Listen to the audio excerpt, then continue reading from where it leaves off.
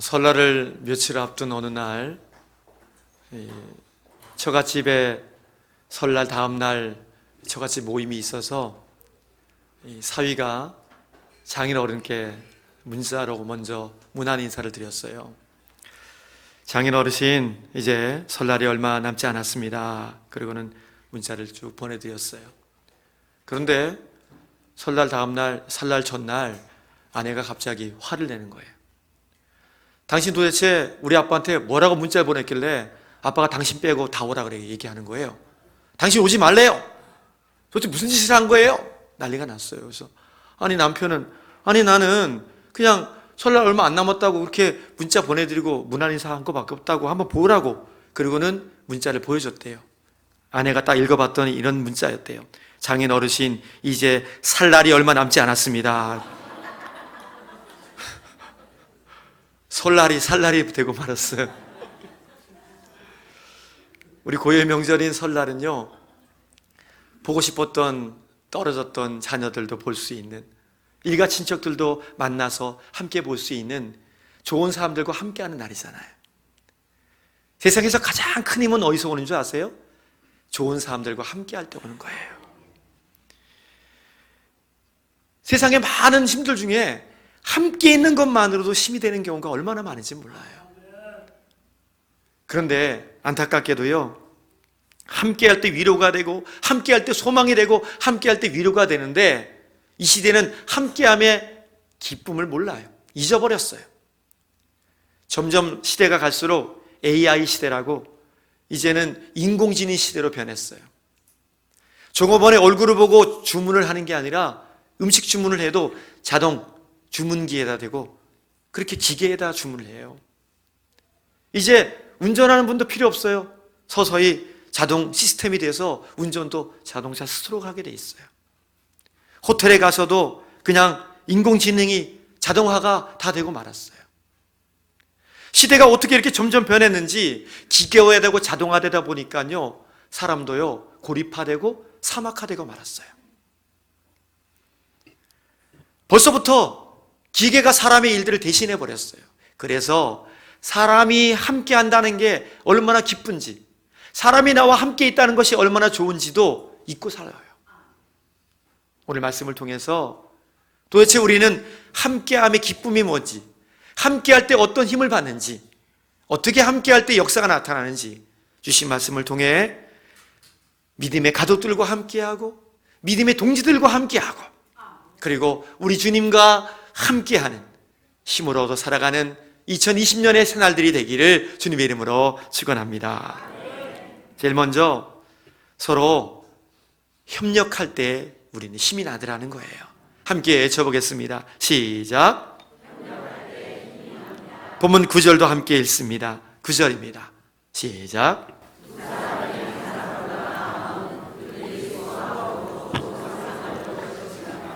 아멘.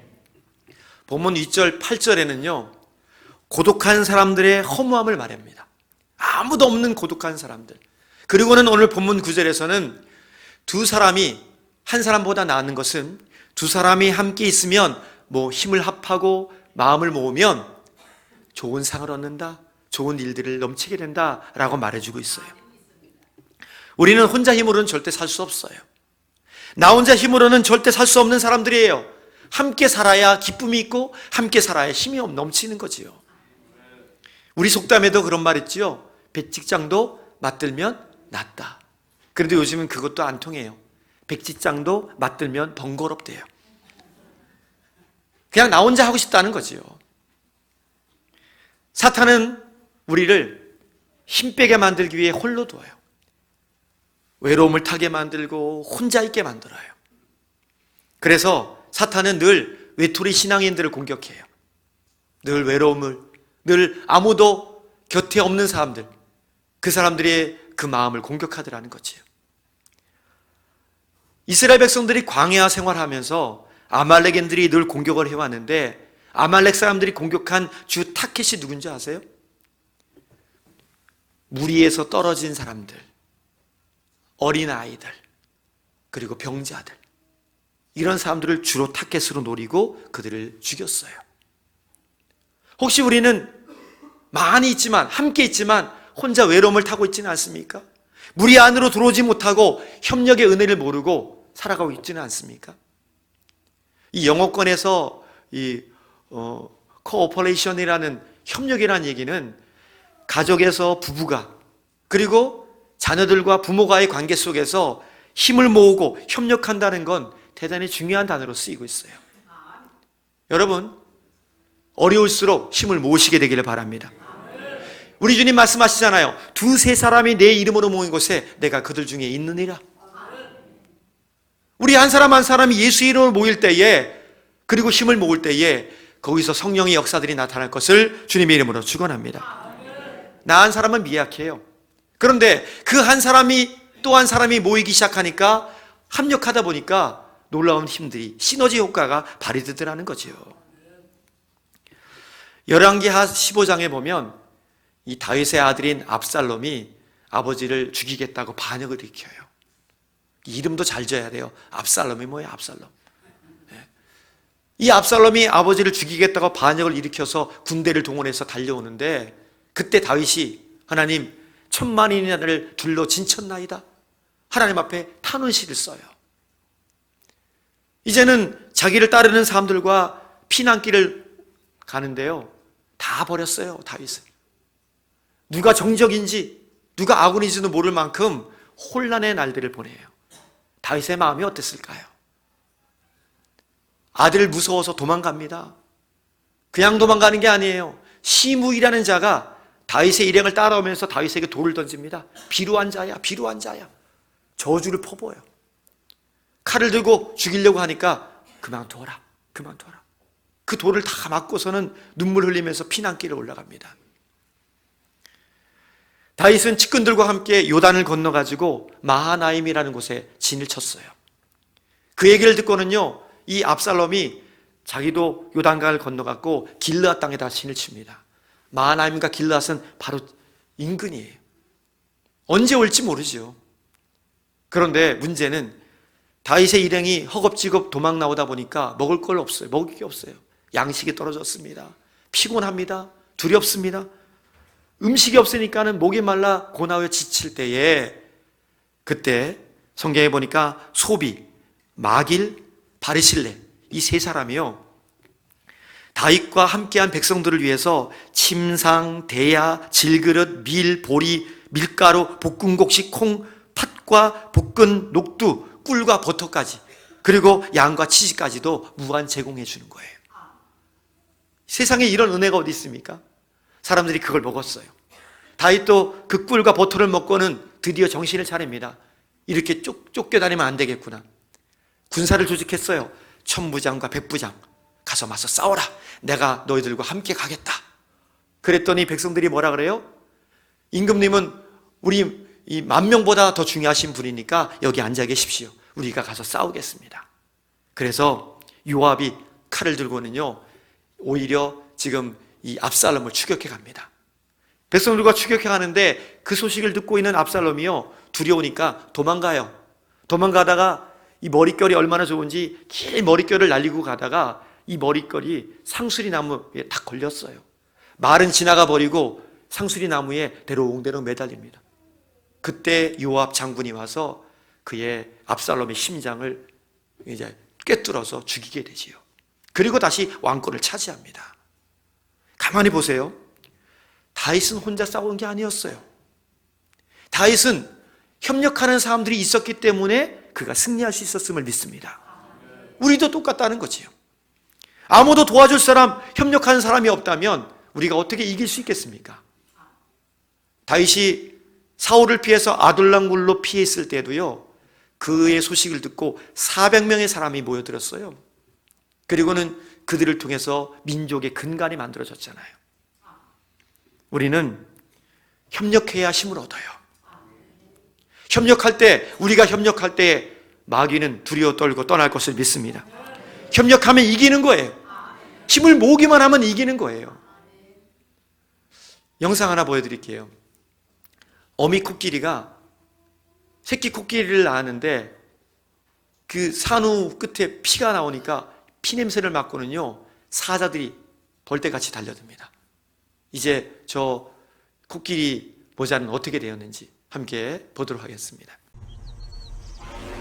어미 코끼리는 엄청난 스트레스를 받고 있습니다. 첫 출산을 경험한 어미 코끼리가 갓 태어난 새끼를 보호하고 있는데 상대는 칼라리에서 가장 사나운 사냥꾼입니다. 새끼 코끼리는 몇 시간 전에 태어났기에 몹시 연약합니다. 어미 코끼리의 모성 본능은 강력합니다. 녀석은 맹목적으로 새끼를 보호합니다.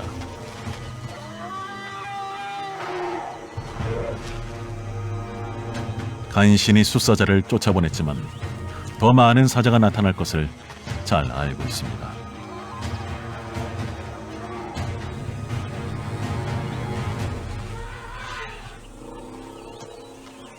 어미에게 남은 마지막 희망이 있습니다. 코끼리 구조대죠. 어미의 저주파 울음소리는 수 킬로미터까지 퍼져나갑니다.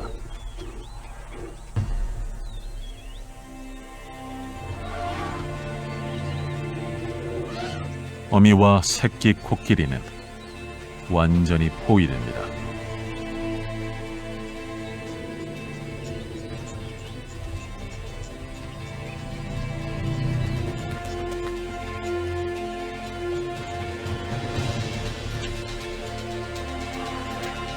어디선가 구조대가 도착합니다.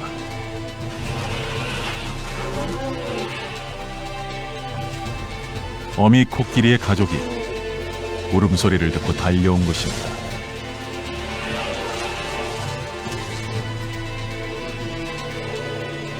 이 정도의 코끼리 무리라면 막강한 사자 무리도 제압할 수 있습니다.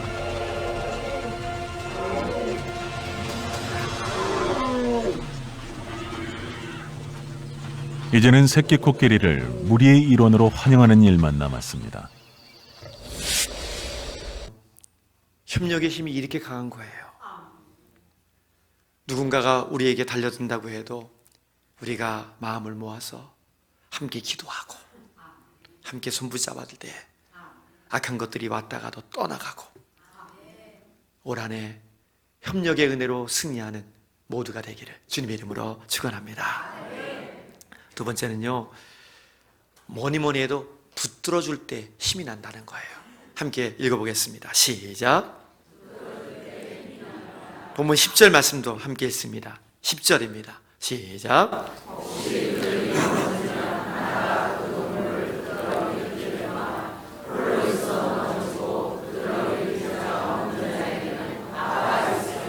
아멘. 이 성경의 배경이 되는 팔레스틴 지역은요, 거칠고 황량한 사막으로 이루어져 있습니다.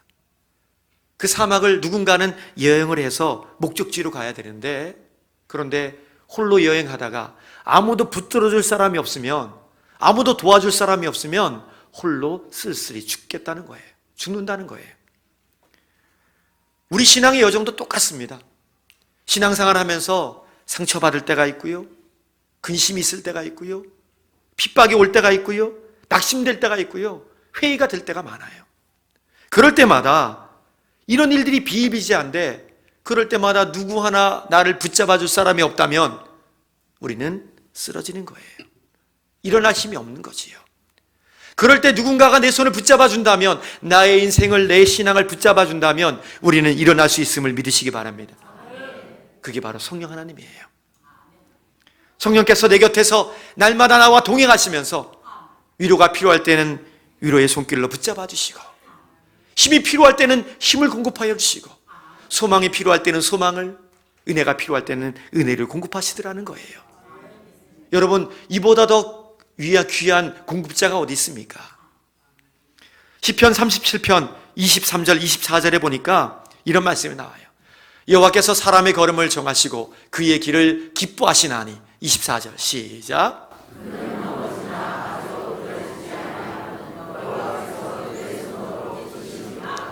아멘. 우리가 넘어져도 다시 일어날 수 있는 이유는 우리 주님께서 우리를 붙들고 계심을 믿기 때문임을 간절히 바랍니다. 붙들어주고 계시기 때문이라는 거예요. 심지어 잠언 24장 16절에 보면 대저 의인은 7번 넘어질지라도 다시 일어나거니와 악인은 재앙으로 말미암아 엎드러지느니라. 우리는 7번 넘어져도 그때마다 붙들어 주시지만 악인은 붙들어 줄 사람이 없으니 그는 아주 넘어지더라 라고 말하고 있어요. 하나님이 붙들어 주시는 인생, 우리 모두가 그런 인생임을 믿고 나가게 되기를 바랍니다. 그러니 요동하지 않는 거예요. 성경을 잘 보시면 성경의 인물들은 혼자 있지 않고요, 반드시 짝을 이루어 나와요. 자, 제가 얘기하면 뒤에를 여러분들이 얘기해 주셔야 돼요.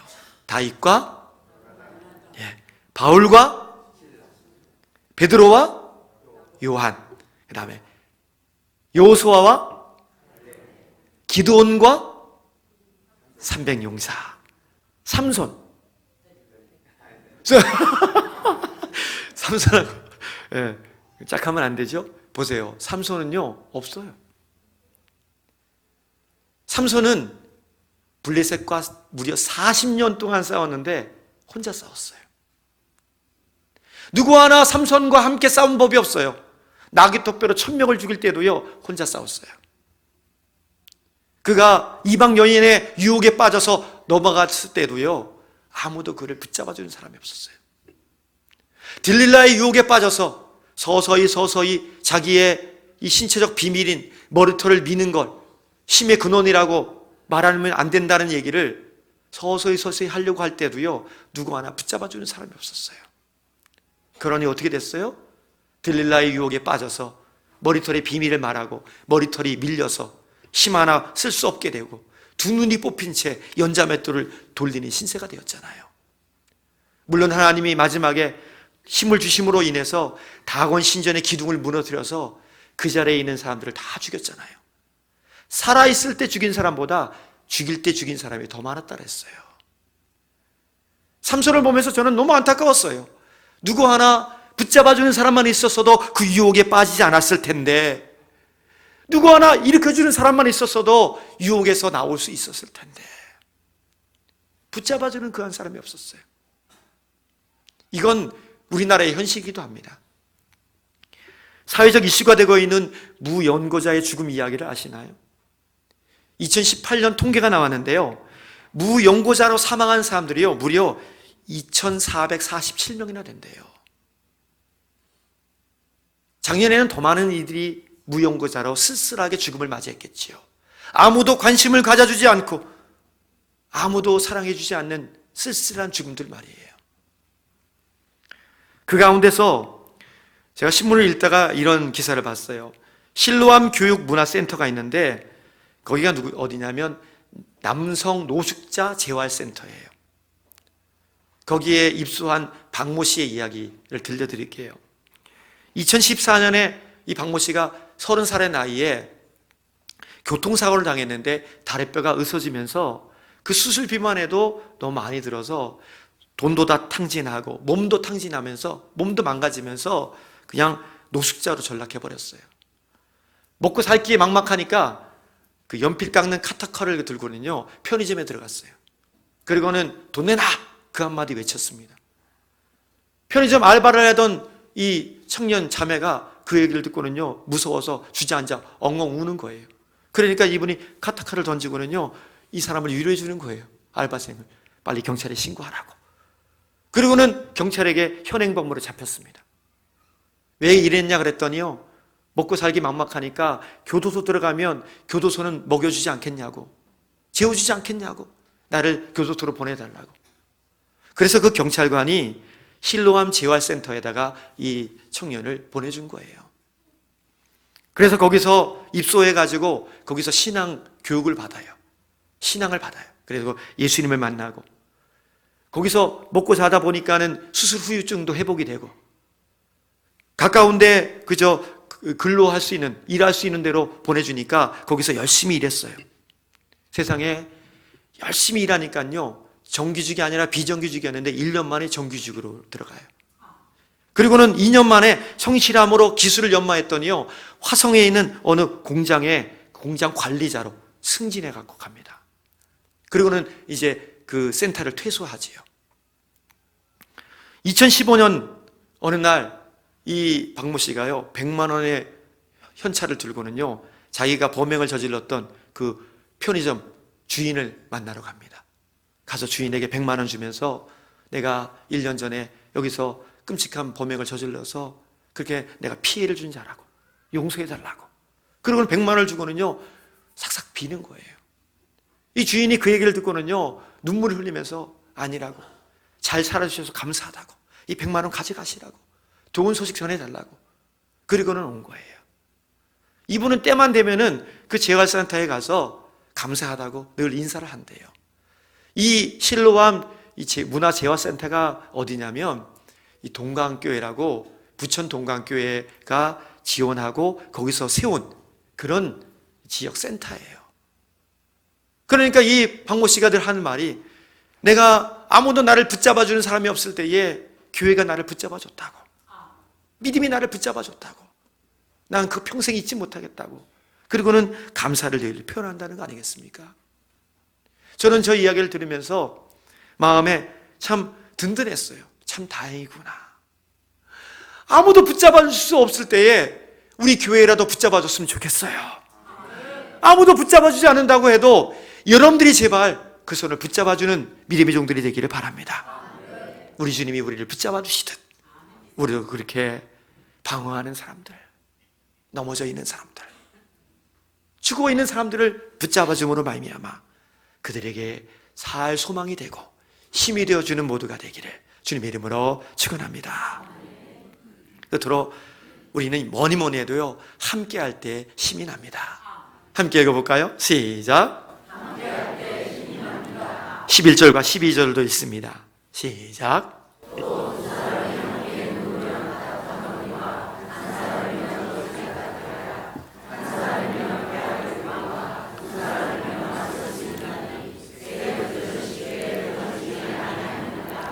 아멘. 팔레스틴 지역은 낮과 밤의 기온차가 너무 커요. 낮에는 뜨겁지만 밤에는 혹독한 추위가 찾아온다는 거예요.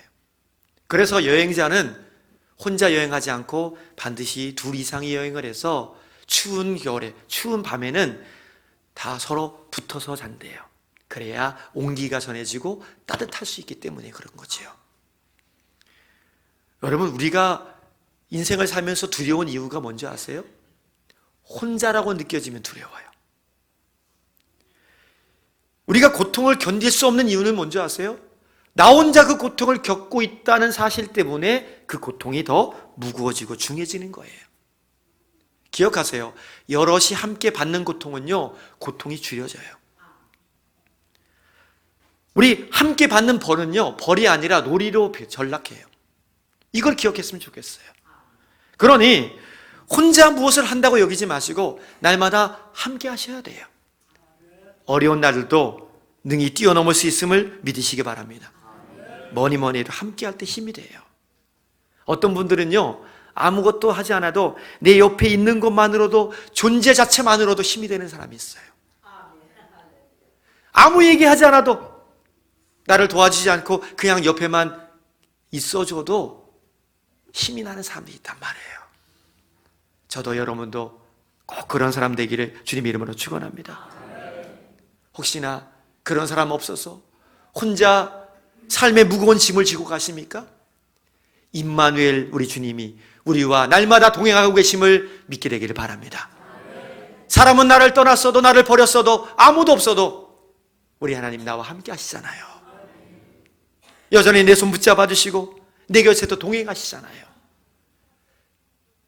다윗이 어느 곳에 가든지 이길 수 있었던 비결은요, 하나님이 그와 함께 하셨기 때문이에요. 이 사실을 잊는 순간 우리는 혼자 살지만 전능하신 하나님이 나를 도와주시면 누가 나를 막으리요. 전능하신 하나님이 나를 도와주시는데 능치 못할 일이 어디 있겠습니까? 어떤 부부가 겪은 일입니다. 두 분이 참 사랑하는 부부인데요, 아내는 그 전화 상담실에서 상담사로 일하는 분이고 남편은 직업 군인이었대요. 어느 날 이 아내가 앞이 잘 안 보이니까 뭐 좀 이따 괜찮겠거니 하는데 도저히 자꾸 흐려져서 앞이 안 보이니까 병원을 갔다는 거 아니에요? 의사가 한다는 말이 이거 수술하셔야 된다고. 수술하면 3일 만에 나을 거라고 그랬대요. 그래서 그걸 믿고 수술을 받아서 3일 만에 안대를 딱 풀었는데 깜깜하더래요. 아무것도 안 보이더래요. 에이, 좀 있으면 낫겠지. 일주일 지났는데도 아무것도 안 보여요. 한 달이 지났는데도 아무것도 안 보이고 석 달이 지났어도 아무것도 안 보여요. 낙심천만이죠.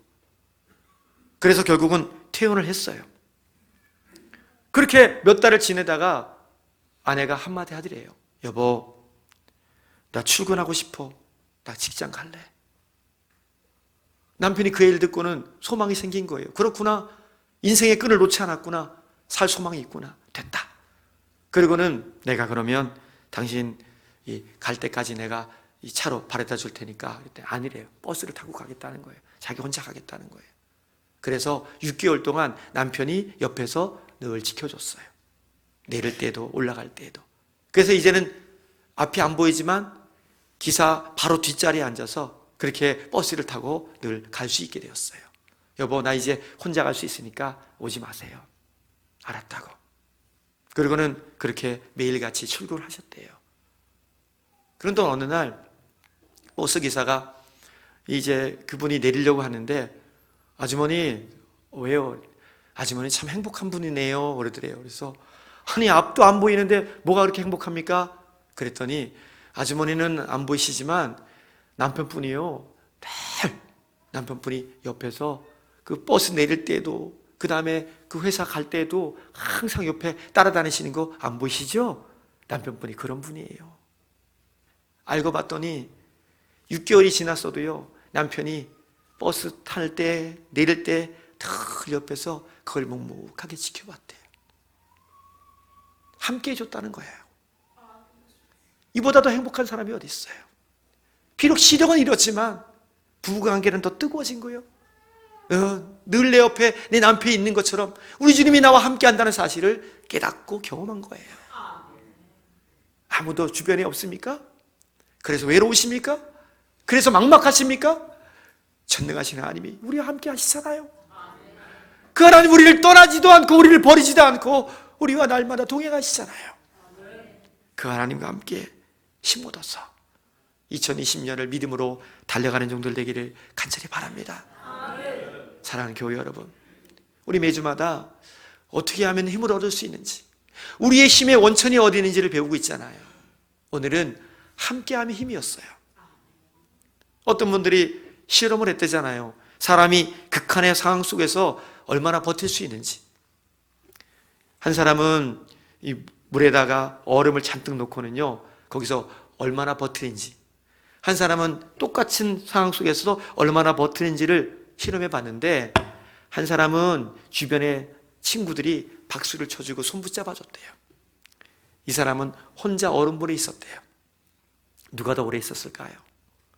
혼자 있던 사람보다 친구와 함께 격려받고 힘을 얻은 사람이요, 이 사람보다 2배나 더 많은 시간을 있었다는 거예요. 제발 힘을 모으세요. 그리고 그 손 좀 붙잡아 주세요. 하나님이 우리와 함께 하시잖아요. 그 힘으로 믿음으로 날아오르게 되기를 주님 이름으로 축원합니다. 기도하겠습니다.